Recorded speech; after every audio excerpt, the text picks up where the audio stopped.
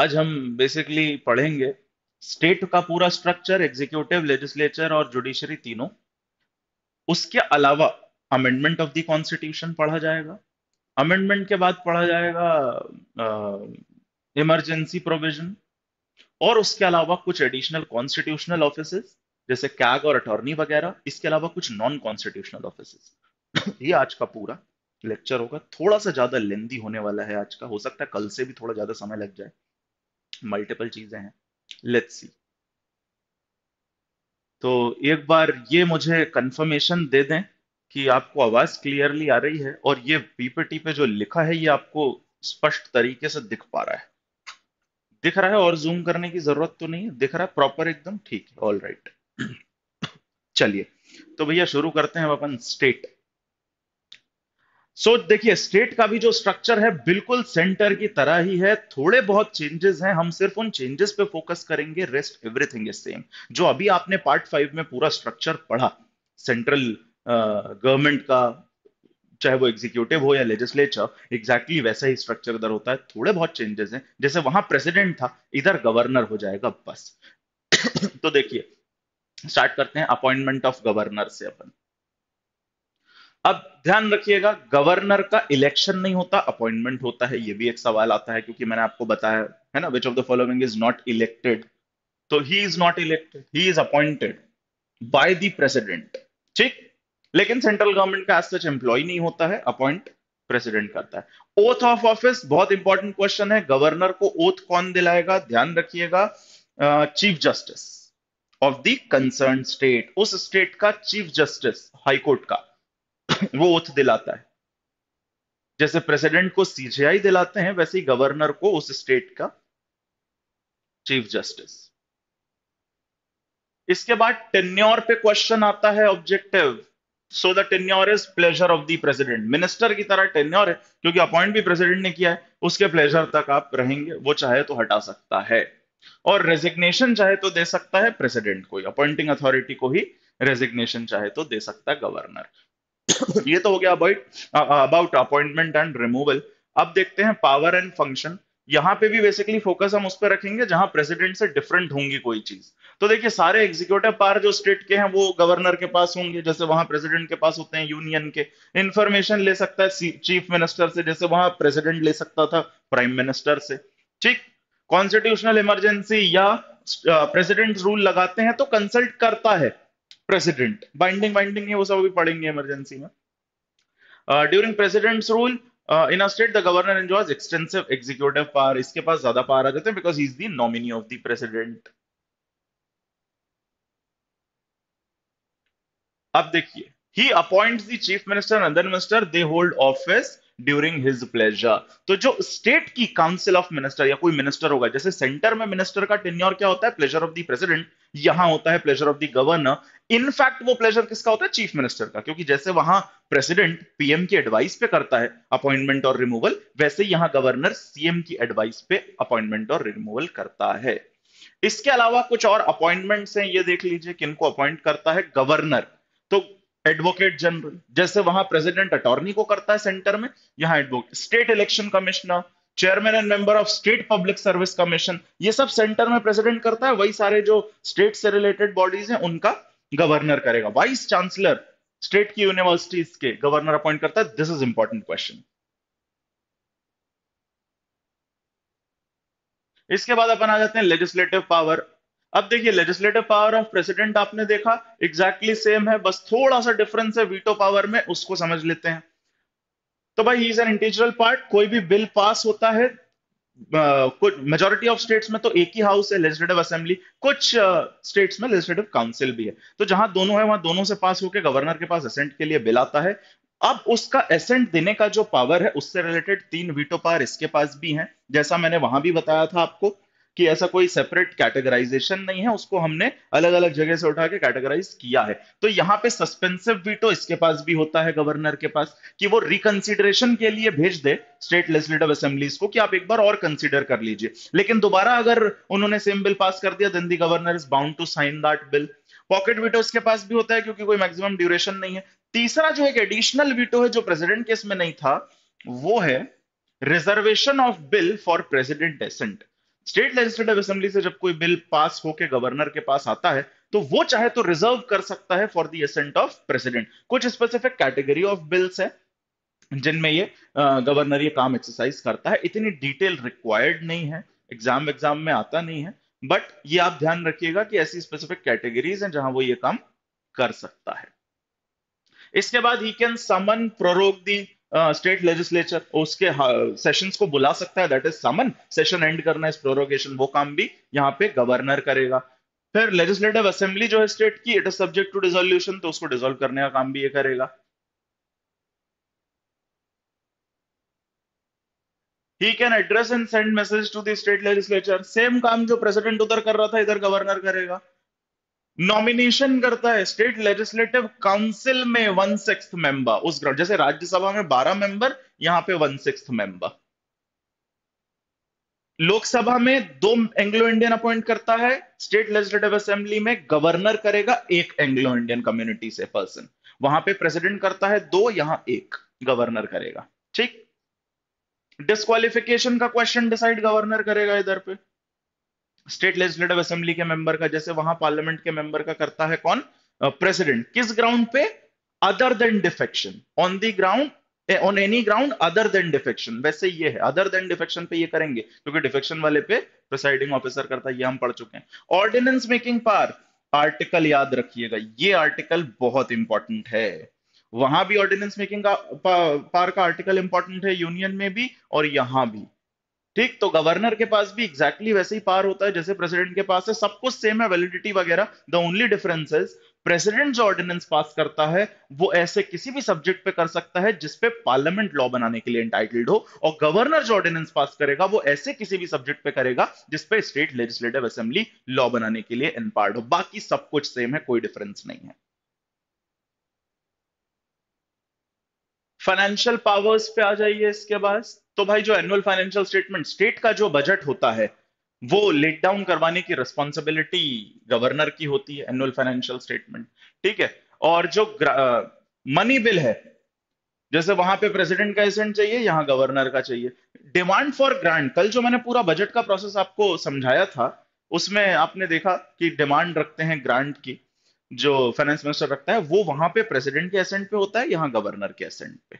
ठीक। Contingency fund of state, कल मैंने तीनों फंड आपको समझाए थे, उसमें मैंने बताया था कि कंटिजेंसी स्टेट के भी अपने तीनों फंड हैं वही तीनों। तो यहां के कंटिजेंसी फंड से पैसा अप्रोप्रिएट करना है, निकालना है, तो यहां पे गवर्नर की परमिशन, वहां प्रेसिडेंट की परमिशन चाहिए। फाइनेंस कमीशन जो स्टेट की होती है उसके लिए अपॉइंटमेंट्स ये करता है, जैसे वहां प्रेसिडेंट करता है।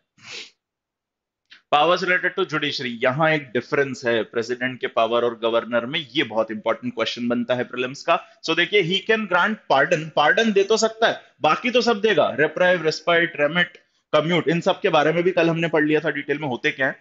पार्डन डेथ सेंटेंस में नहीं दे सकता गवर्नर। पहला डिफरेंस दोनों के पार्डनिंग पावर में यह है कि प्रेसिडेंट जो पार्डन करता है वो उन लॉज के अंदर हुए कन्विक्शन पे करता है जो पार्लियामेंट ने बनाए हैं। गवर्नर जो पार्डनिंग पावर एक्सरसाइज करता है वो उन लॉज के अंदर हुए कन्विक्शन पे करता है जो स्टेट ने बनाए हैं। ठीक। लेकिन जो पार्डन, पार्डन मतलब एब्सोल्युटली खत्म कर देना, कन्विक्शन, पनिशमेंट, सब कुछ, ये काम गवर्नर कर तो सकता है, लेकिन अगर किसी कन्विक्ट को डेथ सेंटेंस मिला है तो उसको वो पार्डन में नहीं बदल सकता, डेथ सेंटेंस को पार्डन में नहीं बदल सकता गवर्नर, भले ही वो स्टेट के लॉ के अंडर कन्विक्शन हुआ है। ये काम यहां पे भी प्रेसिडेंट ही करेगा, प्रेसिडेंट ही करेगा भले स्टेट के अंडर लॉ हो। अगर डेथ सेंटेंस को पार्डन में बदलना है तो वो काम गवर्नर नहीं करेगा। This is the difference between the powers of governor and president, ध्यान रखिएगा, बहुत इंपॉर्टेंट है। इसके बाद भाई जजेस के अपॉइंटमेंट जो होते हैं हाई कोर्ट के, उसमें भी इससे कंसल्ट कर लिया जाता है, प्रेसिडेंट इससे भी कंसल्ट करता है, बाइंडिंग वाइंडिंग कुछ नहीं होता। ये बहुत इंपॉर्टेंट है, he makes appointments, posting and promotion of district जजेस। कई बार प्री में क्वेश्चन आया है डिस्ट्रिक्ट जजेस का अपॉइंटमेंट किस सेक्शन में है, कौन डिस्ट्रिक्ट जज में इंक्लूड होता है कौन नहीं, उसके लिए अपन सबऑर्डिनेट अलग से टॉपिक पढ़ेंगे अभी इसी में कंटिन्यूएशन में। ध्यान रखिएगा डिस्ट्रिक्ट जजेस का अपॉइंटमेंट गवर्नर करता है। स्टेट काउंसिल ऑफ मिनिस्टर्स, देखिए तो गवर्नर के बाद जैसे वहां हमने प्रेसिडेंट पढ़ा उसके बाद काउंसिल ऑफ मिनिस्टर पे आए थे, यहां भी काउंसिल ऑफ मिनिस्टर है, सब कुछ ऑलमोस्ट सेम है, जो डिफरेंस है वो देखते हैं। So there shall be a council of minister, chief minister head होंगे, अदर मिनिस्टर्स होंगे। गवर्नर अपॉइंट करेगा on the advice of CM, chief minister की एडवाइस पे। अब जो 42nd अमेंडमेंट था वहां पे, जिसने काउंसिल की एडवाइस को बाइंडिंग बना दिया है प्रेसिडेंट के लिए, वो यहां एप्लीकेबल नहीं। 42nd ने ऐसा कोई चेंज यहां नहीं किया है, इसीलिए गवर्नर बाउंड नहीं होता by the advice of council of minister, ये ध्यान रखिएगा। Chief Minister is the head of the Council of Minister. His resignation or death automatically dissolves the Council of Minister. This is important. ये centre में भी होता है, अगर PM की डेथ हो गई तो the whole council has to resign, फिर से रिकॉन्स्टिट्यूट कर दी जाएगी। सेम स्टेट में भी होता है। अब आते हैं अपन लेजिस्लेचर पे स्टेट की। ये हो गया एग्जीक्यूटिव, जिसमें गवर्नर और काउंसिल ऑफ मिनिस्टर। अब आते हैं अपन लेजिस्लेचर पे। तो भाई देखिए, लेजिस्लेचर में कहानी ये है कि मेजॉरिटी ऑफ स्टेट्स में तो सिंगल हाउस है, लेजिस्लेटिव असेंबली ओनली, जिसको विधानसभा कहा जाता है। लेजिस्लेटिव काउंसिल कुछ ही स्टेट में है जिसे विधान परिषद कहा जाता है। जैसे सेंटर में एक हाउस है राज्यसभा, उसी की तरह विधान परिषद है। तो ये विधान परिषद टिल दिसंबर 2020 6 स्टेट में था बाय कैमरल। ये वो 6 स्टेट्स की लिस्ट है, ये भी इंपॉर्टेंट है। अब कहानी है आंध्र प्रदेश की। आंध्र प्रदेश में जनवरी में जो स्टेट लेजिस्लेटिव असेंबली है, उसने एक रेजोल्यूशन पास कर दिया है कि इस आंध्र प्रदेश की जो लेजिस्लेटिव काउंसिल है उसको एबॉलिश कर दिया जाए। तो ऐसा कर सकती है स्टेट लेजिस्लेटिव असेंबली, वो एक रेजोल्यूशन पास करे स्पेशल मेजोरिटी से कि जो लेजिस्लेटिव काउंसिल है उसको एबॉलिश कर दिया जाए। अगर वो ऐसा रेजोल्यूशन पास करती है तो फिर पार्लियामेंट, सेंटर, यूनियन गवर्नमेंट इसको एबॉलिश कर सकती है। तो आंध्र प्रदेश का सीन क्या चल रहा है कि आंध्र प्रदेश ने तो रेजोल्यूशन पास कर दिया, बट अभी सेंटर का अप्रूवल नहीं मिला है। अप्रूवल मिल जाएगा तो ये इस लिस्ट से हट जाएगा, सिर्फ 5 बचेंगे उसके बाद, ये ध्यान रखिएगा। The legislative council, Vidhan Parishad, is the upper house. जैसे वहां राज्यसभा है अपर हाउस, वैसे ही ये भी डिसॉल्व नहीं होती। द लेजिस्लेटिव असेंबली, विधानसभा, इज द लोअर हाउस, ठीक, because it is subject to dissolution. ये है बहुत important point. The parliament can create, क्योंकि अभी ये देखिए रिसेंट इशू भी है आंध्र प्रदेश का, क्वेश्चन आने के बहुत चांसेस हैं। पार्लियामेंट कैन क्रिएट और एबॉलिश अ लेजिस्लेटिव काउंसिल। क्रिएट और एबॉलिश करेगा कौन? पार्लियामेंट, ठीक। If the legislative assembly of the concern state passes a resolution, लेकिन रेजोल्यूशन कौन पास करेगा? Legislative assembly of that state, special majority से एक रेजोल्यूशन पास करेंगे। ये सब दिया है आर्टिकल। ये आर्टिकल भी इंपॉर्टेंट है क्योंकि रिसेंटली न्यूज में है, इसीलिए इंपॉर्टेंट है। 169 में दिया है क्रिएशन और एबॉलिशन। तो आंध्र प्रदेश ने रेजोल्यूशन पास कर दिया है, सेंटर का अप्रूवल बाकी है, वो मिलेगा तो हट जाएगी काउंसिल। इसके बाद आते हैं लेजिस्लेटिव असेंबली पे, जो दूसरा हाउस, लोकसभा की तरह जो हाउस होता है लेजिस्लेटिव असेंबली। तो भाई डायरेक्ट इलेक्ट होते हैं इसमें, जो विधानसभा का चुनाव आप सबको पता है वैसे ही डायरेक्टली, ठीक। इसके अलावा गवर्नर नॉमिनेट करता है एक मेंबर एंग्लो इंडियन कम्युनिटी से, ये ध्यान रखिएगा। लेजिस्लेटिव काउंसिल जो है, जो कुछ ही स्टेट्स में, फिलहाल 6 में, इसकी जो मैक्सिमम स्ट्रेंथ फिक्स हुई है 1/3, ये इंपॉर्टेंट है। 1/3 of the total strength of the assembly, उस स्टेट की असेंबली की जितनी स्टेट है, जितनी स्ट्रेंथ है, उसका 1/3 स्ट्रेंथ होगा काउंसिल का। मिनिमम 40 होने चाहिए, मिनिमम 40, इससे कम नहीं, ठीक। लेजिस्लेटिव काउंसिल से रिलेटेड जो सबसे इंपॉर्टेंट क्वेश्चन है वो ये है। देखिए, पूरे फंक्शन इसके लगभग राज्यसभा की तरह होते हैं, लेकिन जैसे हमने राज्यसभा के कंटेक्स्ट में पढ़ा है कि राज्यसभा के पास मनी बिल के कंटेक्स्ट में कोई पावर नहीं होता। मनी बिल के रिलेशन में बस वो 14 दिन डिले कर सकते हैं, इससे ज्यादा कोई पावर नहीं होता राज्यसभा के पास। वो तो सेम है कि काउंसिल के पास भी वही है, 14 दिन डिले कर सकते हैं मनी बिल। लेकिन लेजिस्लेटिव काउंसिल की एक और लिमिटेशन है कि ये ऑर्डिनरी बिल को भी 3 महीने से ज्यादा डिले नहीं कर सकते। 3 महीने में अगर इन्होंने पास नहीं किया तो मान लिया जाएगा कि आपने पास किया। जबकि राज्यसभा को अगर आप देखें तो वहां उनके पास ऑर्डिनरी बिल के केस में इक्वल राइट्स हैं लोकसभा के, बिल्कुल एट पार, बट यहां ऐसा नहीं है। ये बहुत इंपॉर्टेंट सवाल है, ठीक। तो ये हो गया आपका लेजिस्लेटिव काउंसिल। बस स्टेट से इससे ज्यादा और कुछ नहीं पढ़ना है। थोड़ा सा गवर्नर का जो डिफरेंट है प्रेसिडेंट से वो, और लेजिस्लेटिव काउंसिल कैसे थोड़ी सी डिफरेंट है राज्यसभा से, दैट्स इट। बाकी क्योंकि लेजिस्लेटिव असेंबली जो है वो एग्जैक्टली सेम है लोकसभा की, तो वो डिटेल्स आप याद रखें। यहां से आर्टिकल वार्टिकल के भी क्वेश्चन नहीं आते एज सच, जो मैंने एक्सप्रेसली बताए हैं सिर्फ उतना ही ध्यान रख लीजिए, बहुत है। अब आते हैं अपन हाई कोर्ट पे। This is important. तो देखिए, जुडिशरी में यहाँ हाई कोर्ट है भाई। तो Indian single integrated judicial system है अपने पास, कल भी मैंने बताया था। इंटीग्रेटेड जुडिशियल सिस्टम का मतलब हेड सुप्रीम कोर्ट ही है, सब कुछ एपेक्स कोर्ट है, ये उसके सबऑर्डिनेट माने जाएंगे एट प्रेजेंट। अच्छा, ओल्डेस्ट हाई कोर्ट का क्वेश्चन आता है तो कलकत्ता है। चारों को एक साथ बनाया गया था, सबसे पहले स्टैब्लिश हुआ था कैलकाटा। और लार्जेस्ट हाई कोर्ट कौन सा है, सबसे ज्यादा जजेस, तो इलाहाबाद, इलाहाबाद हाई कोर्ट। ठीक। Total at present 25 high courts हैं इंडिया में, एट प्रेजेंट कितने हैं, 25। लेटेस्ट कौन सा है वो भी लिख लीजिए, आंध्र प्रदेश। जो लेटेस्ट 2019 में ऐड हुआ है, आंध्र प्रदेश है वो, 25वां हाई कोर्ट। जो जजेस अपॉइंट होते हैं वो प्रेसिडेंट करता है। कल पूरा प्रोसेस अपन ने पढ़ा, जो सुप्रीम कोर्ट के जजेस का है एग्जैक्टली सेम है। वही कोलेजियम वाली कहानी, एनजैक की कहानी, वो सब एप्लीकेबल है इधर पे भी। अब आते हैं क्वालिफिकेशन, क्वालिफिकेशन ऑफ जजेस। सो देखिए, सिटीजन ऑफ इंडिया होना चाहिए, और इन दोनों में से कुछ एक, जैसे वहां पे तीन कंडीशन थी, एक बार रिकॉल कर लीजिए। इसको पढ़ने का सही तरीका वही है कि आप सेंटर वाला साथ में रिकॉल करते जाएं, याद रखने में इजी रहेगा। तो सुप्रीम कोर्ट में अगर कोई हाई कोर्ट एडवोकेट है तो कितने साल की प्रैक्टिस चाहिए थी, 10 साल की। और अगर जज है हाई कोर्ट तो 5 साल, या फिर एक डिस्टिंग्विश्ड ज्यूरिस्ट हो in the I of president. ये सब क्वालिफिकेशन चाहिए था सुप्रीम कोर्ट का जज बनने के लिए। यहां देखिए, ही should have held judicial office, कहीं भी इंडिया में कोई भी जुडिशियल ऑफिस हेल्ड किया हो 10 साल के लिए, 10 ईयर्स। ठीक। इसके बाद he should have been an advocate of a high court for 10 year, या फिर 10 साल एडवोकेट रहो हाई कोर्ट। इन दोनों में से कुछ एक, और citizen of India, you are eligible to be appointed as जज of high court. Tenure until he attains the age of 62। जरा बता दीजिए सुप्रीम कोर्ट की कितनी है, सुप्रीम कोर्ट जज की रिटायरमेंट एज, कल जो पढ़ा है, 65। All right, so that is 65, and here it is 62। Oath कौन दिलाएगा, तो गवर्नर दिलाएगा। ये बहुत इंपॉर्टेंट है, ध्यान रखिएगा। ओथ टू द जजेस of high court is delivered by the governor, supreme court को प्रेसिडेंट दिलाता है। ज्यूरिसडिक्शन एंड पावर पे आते हैं। अब देखिए, ओरिजिनल ज्यूरिसडिक्शन यहां भी है सुप्रीम कोर्ट का। सुप्रीम कोर्ट का ओरिजिनल ज्यूरिसडिक्शन कौन से आर्टिकल में है, बता दीजिए जरा।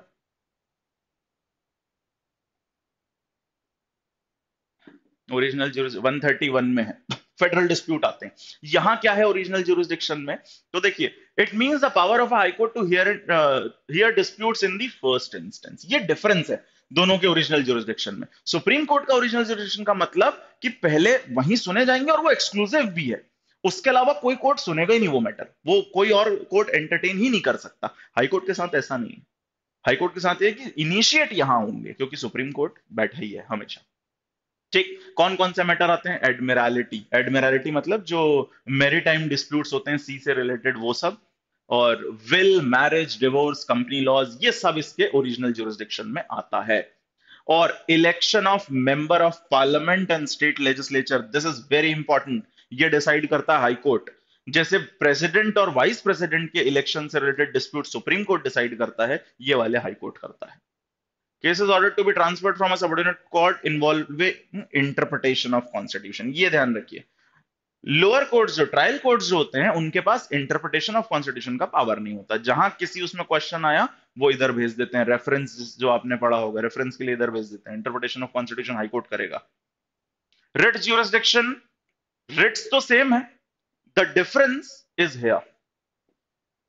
सुप्रीम कोर्ट का रिट ज्यूरिसडिक्शन और हाई कोर्ट का रिट ज्यूरिसडिक्शन में जो डिफरेंस है वो ये है कि हाई कोर्ट जो है वो, सॉरी, सुप्रीम कोर्ट जो है वो सिर्फ फंडामेंटल राइट के एनफोर्समेंट के लिए रिट इशू कर सकता है, but high court fundamental right के एनफोर्समेंट के लिए तो कर ही सकता है, साथ साथ किसी और पर्पस के लिए भी, नॉर्मल ऑर्डिनरी जो लीगल राइट्स हैं, स्टैट्यूटरी राइट्स या जो भी लीगल राइट्स हैं, उनके लिए भी ये रिट इशू कर सकता है हाई कोर्ट। सुप्रीम कोर्ट ये नहीं कर सकता। इसके बाद आते हैं एपेलेट ज्यूरिसडिक्शन।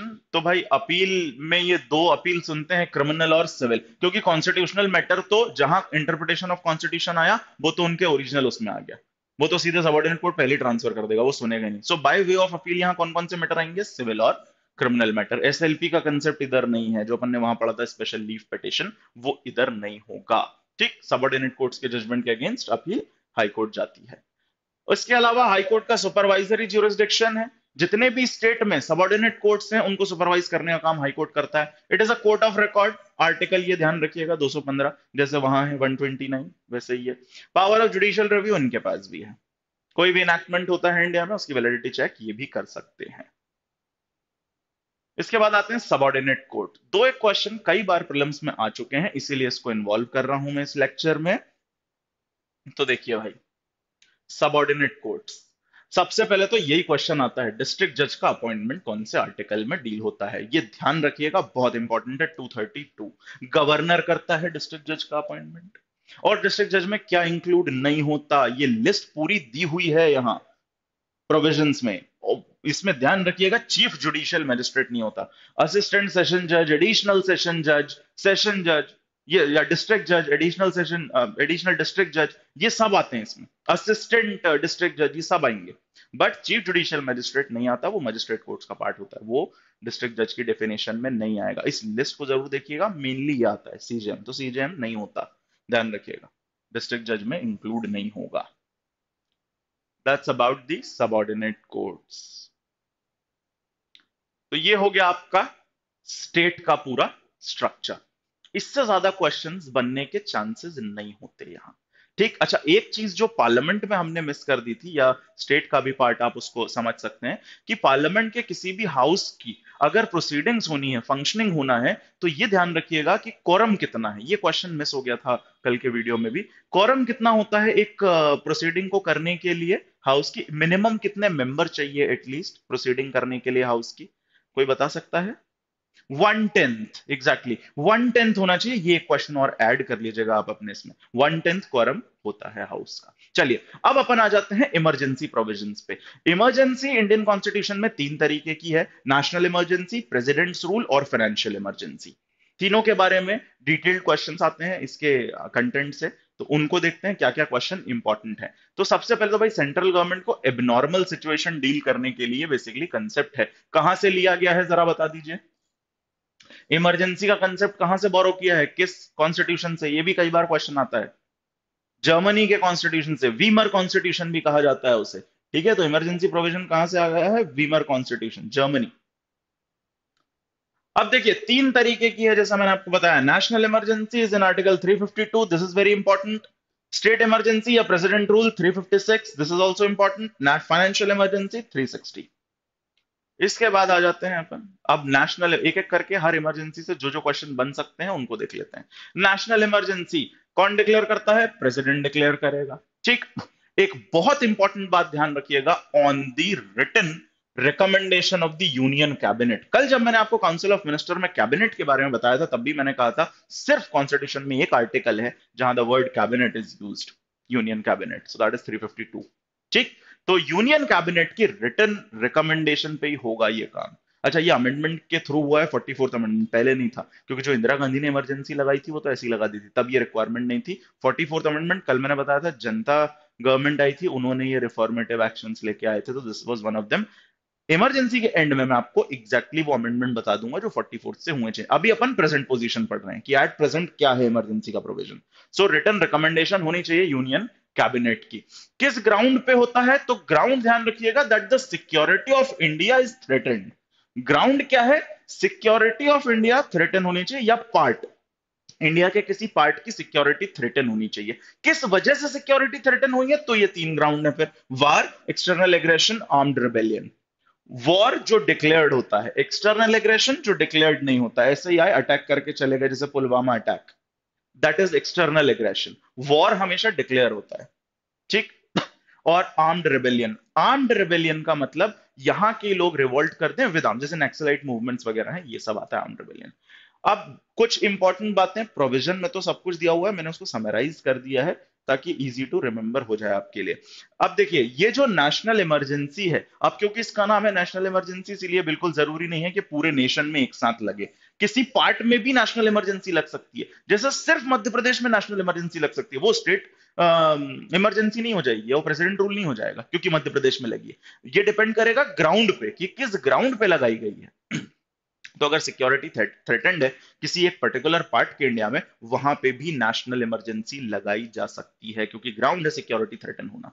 सो जरूरी नहीं है कि पूरे इंडिया में लगाई जाए, एक पार्ट में भी लगाई जा सकती है।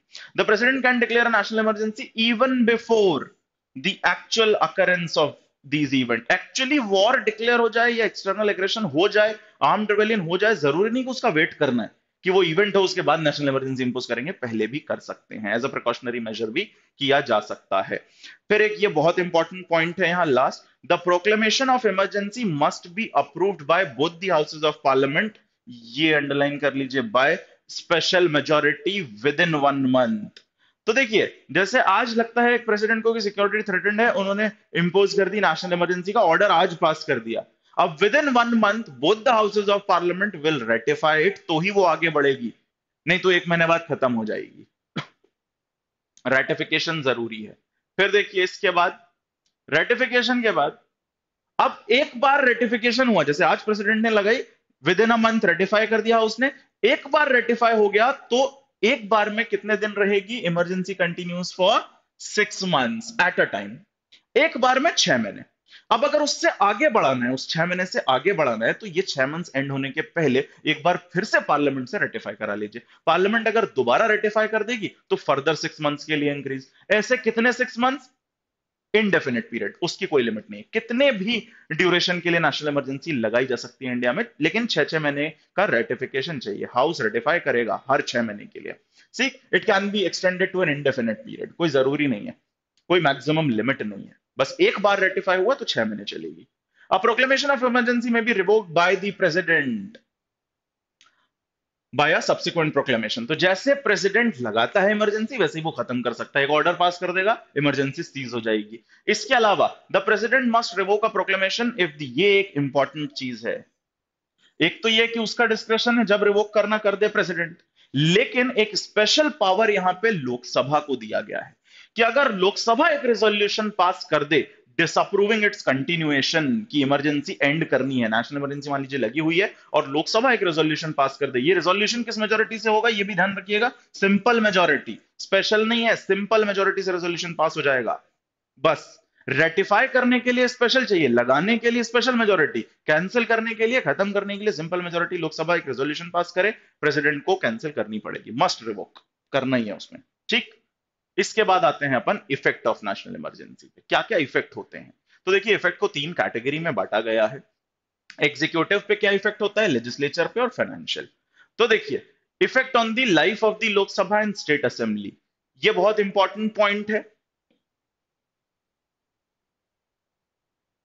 अब ये जो मैंने लिखा है एग्जीक्यूटिव, लेजिस्लेचर, फाइनेंशियल, तो एग्जीक्यूटिव पे इफेक्ट क्या होता है नेशनल इमरजेंसी का, कि जितने भी एग्जीक्यूटिव पावर उस स्टेट में जहां पे भी नेशनल इमरजेंसी लगी है, जितने भी एरिया में लगी हुई है, वहां की state executive council of minister के जितने भी पावर हैं वो सब यूनियन के पास पहुंच जाएंगे। सेम एज विद लेजिस्लेटिव, कि स्टेट लेजिस्लेटिव असेंबली के पास जिन जिन चीजों पे लॉ बनाने का पावर है वो किसको मिल जाएगा, पार्लियामेंट को दे देता है प्रेसिडेंट, ये कल भी हमने पढ़ा था। फाइनेंशियल, सारे फाइनेंशियल डिसीजन अब प्रेसिडेंट लेने लग जाएगा अगर नेशनल इमरजेंसी हो, मतलब कहने का कि इमरजेंसी एक ऐसा प्रोविजन है जिसमें सारे पावर सेंटर के पास पहुंच जाते हैं। अच्छा, एक चीज ये ध्यान रखिएगा यहां, कि अगर नेशनल इमरजेंसी लगी है तो स्टेट की जो लेजिस्लेटिव असेंबली है वो डिसॉल्व नहीं होगी। प्रेसिडेंट रूल में ऐसा होता है कि उसको मैंडेटरली डिसॉल्व होना पड़ेगा, ये भी एग्जिस्टेंस में रहेगी स्टेट लेजिस्लेटिव असेंबली, लेकिन सेंटर के पास, पार्लियामेंट के पास भी पावर आ जाएगा कि स्टेट के सब्जेक्ट पे लॉ बनाए, दोनों बनाएंगे, ऐसा नहीं कि इसको खत्म कर दिया जाएगा, नेशनल इमरजेंसी में डिसॉल्व नहीं करते हैं। ये एक इंपॉर्टेंट पॉइंट है, effect on the life of the Lok Sabha and the state legislative assembly. ये एक स्पेशल प्रोविजन है कि अगर किसी एरिया में नेशनल इमरजेंसी लगी हुई है तो लोकसभा का या स्टेट लेजिस्लेटिव असेंबली का, वहां की जो टेन्योर है वो 1 साल एक्सटेंड कर सकते हैं, may be extended by law of parliament for 1 year. जैसे मान लीजिए 2024 में पार्लियामेंट का डिसोल्यूशन होना है, वो फिक्स्ड है, 5 साल कंप्लीट हो जाएंगे, मान लीजिए उस समय नेशनल इमरजेंसी इंपोज्ड है, तो वो टेन्योर 1 साल बढ़ाया जा सकता है बिना चुनाव कराए। ठीक, बहुत इंपॉर्टेंट है effect on the fundamental rights. देखिए, अब वो जो सेंटर स्टेट के रिलेशन पे जो इफेक्ट पड़ रहा है उससे आम जनता को कोई मतलब नहीं है, तो जनता पे क्या इफेक्ट होता है, तो नेशनल इमरजेंसी का इफेक्ट जनता पे भी होता है, आपके फंडामेंटल राइट्स पे इफेक्ट होता है, इस चीज को समझ लेना। दो आर्टिकल हैं जो इफेक्ट बताते हैं, one is 358, the other is 359। 358 कहता है suspension of fundamental right under article 19। 19 में जो फ्रीडम्स दी हुई हैं 6, वो सारी की सारी ऑटोमेटिकली सस्पेंड हो जाएंगी अगर नेशनल इमरजेंसी लगी है किसी भी ग्राउंड पे other than armed rebellion, armed rebellion के अलावा वॉर या एक्सटर्नल एग्रेशन के ग्राउंड पे लगी है, तो ऑटोमेटिकली फंडामेंटल राइट जो आर्टिकल 19 में है वो सस्पेंड हो जाएंगे। राइट ही सस्पेंड हो जाएगा, आपके पास वो राइट नहीं रहेगा। लेकिन अगर आप 359 देखेंगे तो यहां लिखा है suspension of enforcement of other fundamental right. Suspension यहां किस चीज का हो रहा है? एनफोर्समेंट का, राइट का नहीं। और of other fundamental rights except 2021, 2021 पे तो अप्लाई नहीं होता, वो तो एक्सेप्शन ही है, उसका तो एनफोर्समेंट भी नहीं हो सकता। आप देखिए 380 359 को समझ लीजिए है क्या। नेशनल इमरजेंसी का ऑर्डर जब प्रेसिडेंट निकालेगा तो 19 के राइट्स तो ऑटोमेटिकली सस्पेंड हो गए, लेकिन बचे फंडामेंटल राइट्स का क्या? तो बचे फंडामेंटल राइट्स के लिए प्रेसिडेंट एक सेपरेट ऑर्डर पास करेगा, एक सेपरेट ऑर्डर निकालेगा, जिसमें वो उन फंडामेंटल राइट्स को मेंशन करेगा जिनका एनफोर्समेंट सस्पेंड होना है फॉर दैट ड्यूरेशन। तो दूसरे जो फंडामेंटल राइट्स है उनका एनफोर्समेंट सस्पेंड हो सकता है, राइट नहीं। इन दोनों बातों में क्या डिफरेंस है? तो देखिए, एनफोर्समेंट सस्पेंड होने का मतलब जितने ड्यूरेशन में इमरजेंसी है, जितने ड्यूरेशन वो चलती है, मान लीजिए 1 साल तक नेशनल इमरजेंसी चली, तो उस 1 साल में आपका कोई भी फंडामेंटल राइट अगर वॉयलेट होता है जो लिस्टेड है प्रेसिडेंट की लिस्ट में, तो उस 1 साल के ड्यूरेशन में आप हाई कोर्ट या सुप्रीम कोर्ट नहीं जा सकते उस राइट को एनफोर्स कराने के लिए। बस ये मतलब है। क्योंकि देखिए, एनफोर्स कैसे कराते हैं फंडामेंटल राइट? या तो हाई कोर्ट जाएंगे या तो सुप्रीम कोर्ट जाएंगे। तो उस ड्यूरेशन में जब नेशनल इमरजेंसी इंपोज्ड है, उस समय पे आप एनफोर्स कराने नहीं जा पाएंगे अगर गवर्नमेंट आपके राइट का वायलेशन करती है तो। लेकिन इमरजेंसी सीज होने के बाद आप उसको एनफोर्स करा सकते हैं, क्योंकि आपका राइट सस्पेंड नहीं हुआ था, उसका सिर्फ एनफोर्समेंट सस्पेंड हुआ था। लेकिन जहां हम कह रहे हैं कि फंडामेंटल राइट ही सस्पेंड हो जाएगा जो 19 में दिया है, तो भैया 19 तो सस्पेंड करने का राइट स्टेट को मिल जाता है, वो वॉयलेशन में लॉ बना सकते हैं। आपकी freedom of speech and expression curtail कर सकते हैं, आप बाद में भी कुछ नहीं कर पाएंगे, क्योंकि वो ऑल टुगेदर राइट ही सस्पेंडेड है। I hope this is clear. बाकी के लिए, बाकी फंडामेंटल राइट के लिए एनफोर्समेंट, और वो भी सेपरेट ऑर्डर से होगा। प्रेसिडेंट का सेपरेट ऑर्डर आएगा, उसमें लिस्टेड होंगे जो लॉज, उनका एनफोर्समेंट सस्पेंड होगा। 2021 का एनफोर्समेंट भी सस्पेंड नहीं होगा, क्योंकि पता चला राइट टू लाइफ आपने सस्पेंड कर दिया, उस समय एनफोर्समेंट सस्पेंड कर दिया, तो जब आदमी जिंदा ही नहीं बचेगा बाद में एनफोर्स कराने के लिए, तो फिर क्या मतलब? इसीलिए 2021 एक्सेप्शन है। अब आ जाते हैं अपन 44th के अमेंडमेंट देख लीजिए, जिससे चेंजेस हुए हैं। नेशनल इमरजेंसी में काफी चेंजेस हो, क्योंकि आपको पता है 1975 की जो इमरजेंसी इंदिरा गांधी जी ने लगवाई थी, बहुत बवाल हुआ था देश में, और जेएनयू तब भी हाईलाइट में था। ऐसा नहीं कि जेएनयू अभी बदनाम है, तब भी था, है ना? तो जो 44th अमेंडमेंट एक्ट है 1978 का, इसने क्या क्या चेंजेस किए हैं नेशनल इमरजेंसी के प्रोविजन में, उनको अलग से लिस्ट आउट कर दिया है। पहला तो आपका ये वर्ड आर्म्ड रिबेलियन, पहले ये था इंटरनल डिस्टर्बेंस, तो इसी ग्राउंड पे इंदिरा गांधी ने नेशनल इमरजेंसी लगा दी थी। इंटरनल डिस्टर्ब बड़ा वेग टर्म है, कुछ भी हो सकता है इंटरनल डिस्टर्बेंस तो, ठीक, इसीलिए उसको रिप्लेस कर दिया गया 44th अमेंडमेंट से आर्म्ड रिबेलियन। इसके अलावा ये जो रिकमेंडेशन है यूनियन कैबिनेट की इन राइटिंग, ये पहले रिक्वायरमेंट नहीं थी, ये 44th अमेंडमेंट से ऐड करी गई है। इसके बाद रेटिफिकेशन जो पार्लियामेंट करती है, स्पेशल मेजोरिटी नहीं थी पहले, इसकी जगह सिंपल था।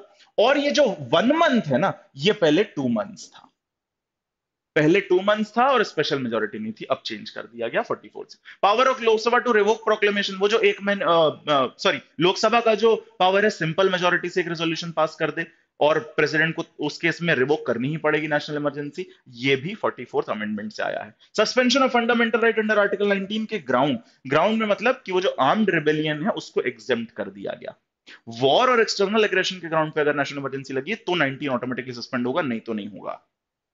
ये जो 2021 को एक्सेप्शन बनाया गया कि इनका एनफोर्समेंट कभी सस्पेंड नहीं होगा, ये भी 44th अमेंडमेंट की ही देन है। तो ये स्पेसिफिक प्रोविजंस हैं जिनसे 44th अमेंडमेंट ने, जिनसे प्रोविजन को चेंज किया नेशनल इमरजेंसी के। अब अपन आते हैं प्रेसिडेंट रूल, अगली जो इमरजेंसी, स्टेट इमरजेंसी या प्रेसिडेंट रूल। दिया हुआ है 356 में, लेकिन उसके लिए 355 पढ़ना भी जरूरी है। 355 में एक ड्यूटी इंपोज करी गई है सेंटर पे। Article 355 imposes a duty on the center to ensure that the government of every state is carried on in accordance with the provision of constitution। ये ड्यूटी सेंट्रल गवर्नमेंट की है कि वो ये देखें कि हर स्टेट की जो गवर्नमेंट है वो संविधान के हिसाब से चले। अगर नहीं चलेगी तो क्या करेंगे? तो 356 में आप प्रेसिडेंट रूल लगा देंगे।